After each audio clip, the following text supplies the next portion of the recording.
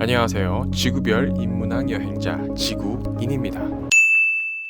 오늘날 가장 큰 게임 대세는 누가 뭐래도 리그 오브 레전드, 이른바 롤입니다. 롤 조석자 추이를 보면 독보적이죠. 한때 블리자드의 오버워치에 잠시 선두 자리를 내주기도 했지만 곧 탈환했습니다. 우리나라에서는 줄여서 롤이라고 부르지만 외국에서는 앞단어만 따서 리그라고 부른다고 하네요. 개발자는 스티브 픽인데 구인수라는 닉네임을 주로 써서 한국인이라 오해를 받습니다. 2012년부터 전 세계에서 가장 많이 플레이한 게임 중 하나이며 2014년에는 역사상 최초로 동시 접속자 수 500만 명을 기록한 게임이 되기도 했습니다. 한때 모바일 게임을 평정했던 캔디 크러쉬 사가의 접속자 기록도 앞질러서 더 유명해졌죠. 한국에서도 스타크래프트의 계보를 잇는 유일한 게임으로 주목받았습니다. 아시안 게임 시범 경기에 채택되기도 했었고 200주가 넘는 시간 동안 PC방 점유율 부동의 1위를 달성한 유일한 게임이죠. 롤 패치 때마다 네이버 실검 순위는 롤로 도배가 되곤 합니다. 롤 하는 와중에 카톡 답장을 주는 남친은 정말 사랑한 거다라는 드립이 있을 정도이죠. 서양에서도 A couple that plays together stays together. 같이 게임을 하는 커플은 영원히 간다는 말이 있을 정도죠. 근데 취미도 같고 항상 같이 즐기면 그럴 수밖에 없겠죠? 롤 세계대회는 롤드컵, 롤챔스로 구분되어 불리는데요. 롤드컵은 2011년 스웨덴에서 최초로 개최되었습니다. 우승 상금 5만 달러, 하나 5천만 원 수준으로 소박하게 시작했습니다. 그러나 2012년 LA에서 상금 300만 달러, 하나로 30억을 기록하며 그 폭발적인 인기를 증명하게 됩니다. 2013년 캘리포니아에서는 200만 달러 상금이었으며 시즌4는 2014년에 한국에서 열렸는데요. 우승 상금이 214만 달러였습니다. 롤드컵 결승은 메이저리그 결승이나 NBA 결승보다 시청률이 높습니다. 리그 오브 레전드 역시 한국이 강세를 보이고 있습니다. 롤에는 코리아 시크릿 웨폰이라는 말이 있는데 해석하면 한국인 비밀무기라는 뜻인데요. 롤의 챔피언 캐릭터인 샤코의 별명입니다. 롤이 아직 우리나라 런칭하기 전 북미 시절 샤코는 인기 없는 캐릭터였습니다. 그러나 도전을 좋아하는 한국인들이 샤코로 플레이를 시작하면서 이 판도는 완전히 뒤집어집니다. 엄청난 플레이로 북미 유저들을 혼미하게 만들어버렸죠. 샤코의 플레이 스타일과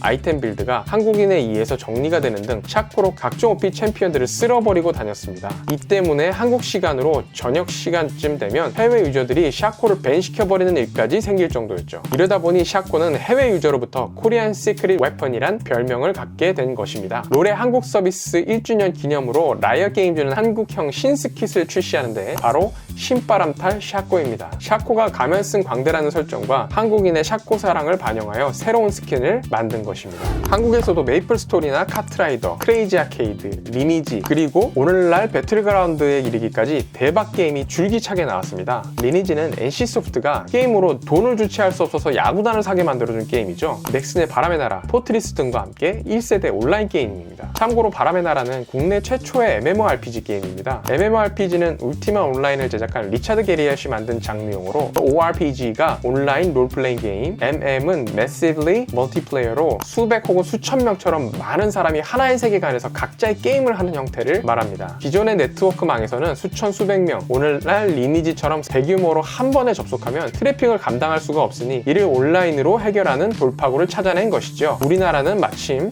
IMF 극복을 위해 전국적으로 깔린 초고속 인터넷망 덕분에 MMORPG가 순풍을 달고 날아오르게 됩니다. 유명하진 않지만 리차드 게리엇이 NC소프트에 입사한 적이 있었습니다. 바람의 나라와 리니지의 아버지 송재경이 영입을 한 것인데요. 게리엇이 NC에서 기껏 만든 게임은 타뷸라 라사라는 게임으로 기억하는 사람이 없을 만큼 존망했고 게리엇은 엔실라와 후에 스톡옵션 소송을 걸어 300억 원, 정확히는 330억가량의 배상액을 챙겨갑니다. 리니지는 온라인 게임을 통해 내가 꼭 현실에만 사는 게 아니라 게임 속에서도 산다는 개념을 최초로 만들어준 게임입니다. 리니지 세계에 또 다른 내가 있고 나는 거기서 일을 하고 돈을 벌고 생활을 하고 친구를 만나고 사회생활을 하고 심지어 연애까지 하게 되었습니다. 현질이나 현피, 작업장 등이 현대 게임계가 비난받는 모든 문제들의 시작점이기도 합니다. 오늘날 게임에서 현질은 상식이 되어버렸죠. 메이플 스토리는 한때 초딩들에 의해 점령되어 완전 반망했다가 부활했습니다. 수많은 기술적, 사회적 문제에 부딪힐 때마다 메이플은 대규모 패치를 통해 이를 극복하고 다시 부흥기를 맞게 됩니다. 배틀그라운드는 현재 명실공히 K게임의 선두주자입니다. 컴퓨터 사양을 논할 때 롤과 배그를 기준으로 짜곤 하죠. 우리에게 만화와 영화로도 익숙한 배틀로얄 형태를 차용한 게임으로 고립된 지역에서 다양한 전략과 무기를 사용해 최후의 1인 혹은 최후의 1팀이 남을 때까지 전투를 벌이는 방식의 게임입니다. 2017년 세계 최대 PC 플랫폼 스팀을 통해 전 세계에 동시 출시한 배틀그라운드는 300만 명 넘는 스팀 역사상 최다 동시 접속자 수, 누적 판매량 7천만 장, 세계에서 가장 많이 많이 팔린 게임 5위, 한국 게임 역사상 글로벌하게 가장 성공한 게임이라는 기록 등 2018년 명실공히 압도적인 게임으로 자리 잡게 됩니다. 배그를 만든 김창완 PD는 사실 실패의 아이콘이라 할 만큼 만드는 작품마다 개망해온 케이스인데요. 16년 동안 3개의 MMORPG를 만들었지만 모두 성공하지 못해서 마지막으로 유종의 미를 거두기 위해 만든 게임이 배틀그라운드입니다. 처음에는 제작사인 블루홀에서도 허가를 내주지 않았으나 결국 우여곡절 끝에 김창완 PD는 당시 배틀로얄 형태의 게임을 고도화해보고 싶었던 브랜든 그린을 총감독으로 영입하는 데 성공하며 배틀그라운드 개발을 시작하게 됩니다. 실제로 배틀그라운드 정식 명칭은 플레이어 언노운의 배틀그라운드인데 배그 총감독이었던 브랜든 그린의 닉네임이 플레이어 언노운이라고 합니다. 배그에서 이기면 나오는 문구 이겼다 오늘은 치킨이 닭은 본래 카드게임에서 나온 구호로 위너 위너 치킨 디너를 우리식으로 바꾼 것입니다. 배그가 글로벌 게임으로 만든 게임이다 보니 영어판에서는 위너 위너 치킨 디너가 그대로 나옵니다. 이에 대한 가장 널리 알려진 썰은 과거 라스베가스에서 통상 베팅 금액이 $2였는데 카지노 저녁 메뉴로 치킨 요리가 $2 수준이었기 때문에 이기면 치킨 저녁을 먹었다는 것이죠.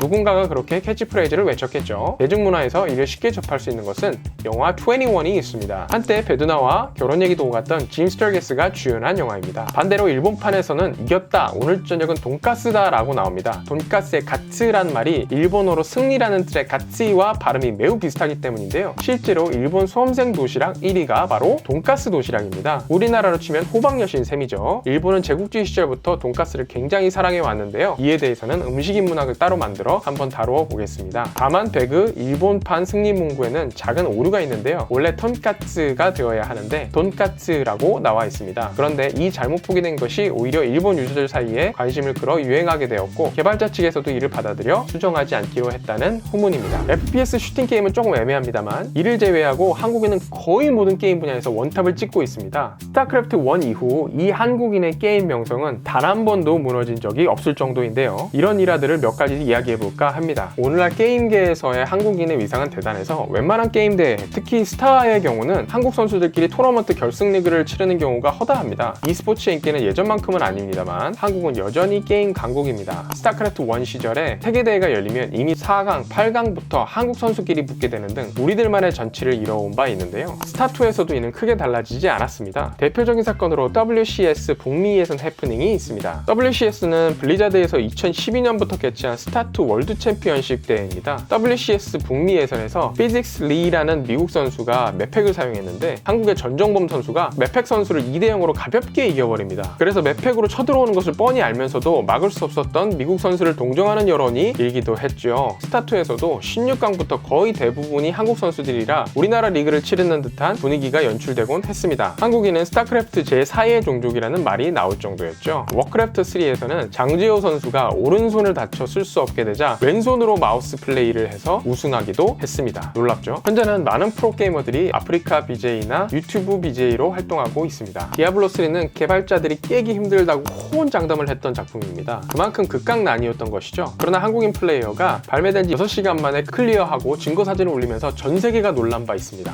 디아블로가 명색이 대마왕인데 한국 왔더니 완전 병신케 된 거죠? 개불쌍합니다. 디아블로3는 2012년 5월 15일 전세계에 동시 발매했는데요. 시차상 아시아에서 좀 더 일찍 발매되었죠. 개발자들은 디아블로3의 난이도를 극악으로 설정해 놓아서 절대로 쉽게 깰 수 없다고 호언장담했었습니다. 디아블로3 개발자 눈보라 길드에서 나온 정식 코멘트였습니다. 그러나 미국에선 아직 발매가 되기도 전에 더 정확하게 얘기하면 출시 6시간 만에 한국인 플레이어가 디아블로 끝판왕을 깨버리는 기염을 토합니다. 그나마 식사 시간 1시간이 포함된 시간이었다고 하는군요. 한국인의 상상 초월 실력에 디아블로 개발자들은 집단 멘붕을 겪게 되죠. 이후 노멀 다음 난이도인 나이트 디아블로까지 17시간 만에 솔플로 클리어하면서 외국에서는 최고 난이도로 한국인 난이도 코리안 레벨을 따로 만들어야 한다는 농담까지 생겨났습니다. 디아블로 개발자들은 멘붕에 빠졌죠. 얘기 나온 김에 한국인의 위험을 하나 더 얘기해볼까요? 다크소울은 게임의 재미 요소 중 하나를 아예 높은 난이도로 설정한 게임입니다. 어려운 게임에 도전하는 재미를 만든 것인데요. 카메라 워크가 불친절한 데다 몬스터들 깜짝 등장이 워낙 뜬금없이 튀어나오기 때문에 유저가 플레이어하는 게임이 아니라 몬스터들이 플레이어를 괴롭히는 게임이다라는 말이 있을 정도였습니다. 항상 죽을 때 You died라는 문구가 뜨는데 게임 난이도 때문에 하도 많이 죽다 보니 한국에서는 유다희라는 별명을 붙여주기도 했죠.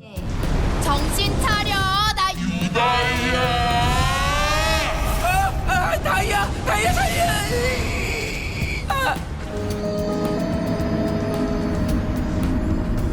다크소울 1에서 튜토리얼에서 등장하는 수용소의 데몬이라는 보스가 있습니다. 튜토리얼답게 이동 회피 기술을 연습하기 위해 두 대만 맞으면 바로 죽습니다. 즉 싸우는 게 아니라 피해서 도망가는 것을 연습하기 위해 만든 몬스터인데 한국인은 튜토리얼 보스를 때려잡고 맙니다. 인증짤은 당연히 전설이 되었고요. 손수 부러진 검으로 보스를 잡는 영상까지 올라와 있습니다. 한국인은 다크소울 3에서도 사고를 치는데 북미에서 발매도 안 된 상태에서 한국의 재한이라는 게이머가 1시간 42분 10초 만에 다크소울 3를 클리어합니다. 재한이님의 다크소울 3 스피드런 플레이는 전세계 다크소울 3 클리어 시간 중 가장 짧은 기록이라고 합니다. 한국인이 게임을 하면 레드카펫을 깔아준다는 말이 있죠. 저 역시도 캐나다에서 이 게임 하면서 대접받은 경험이 좀 있는데 참고로 저는 고수도 아닙니다. 게스트로 들어가서 사람들이 나가라고 마구 했는데 환영키를 잘못 눌러서 이렇게 오타를 치니까 사람들이 코리안이라고 환영했다는 짤방은 유명하죠. 영화까지 나온 인기 게임 월드 오브 워크래프트 일명 와우 얘기도 빼놓을 순 없어. 한 가지 얘기해보면 와우 개발팀은 무쇠결속 망령군마라는 아이템을 런칭합니다. 무쇠결속 망령군마라는 탈 수 있는 아이템은 시간 왜곡의 훈장이라는 아이템이 5000개가 있어야만 획득 가능합니다. 해외 유저들은 이것을 얻으려면 한 유저가 하루에 3시간씩 하면 8개월이 걸린다고 불평을 했는데요. 와우 개발팀은 의도된 것이라며 해당 탈 것을 획득하는 데에 장기적 노력이 필요하다고 답변합니다. 그리고 이 예상을 뛰어버린 유저가 한국에서 나타나게 되는데요. 업데이트 이후 이틀 만에 한국 유저가 말 그대로 2일 만에 이 아이템 구매에 성공합니다. 한국인의 위험이란 정말 그 끝을 모르겠군요. 여성분은 어떻게 생각하는지가 궁금해집니다. 이후에는 한류나 오버워치, 마인크래프트, 기타 다른 게임 이야기를 조금 더 다루어 보도록 하겠습니다. 저는 지구별 인문학 여행자 지구인이었고요. 재밌게 보셨다면 구독과 좋아요 꼭 부탁드립니다. 감사합니다. 다음 편으로 이어집니다.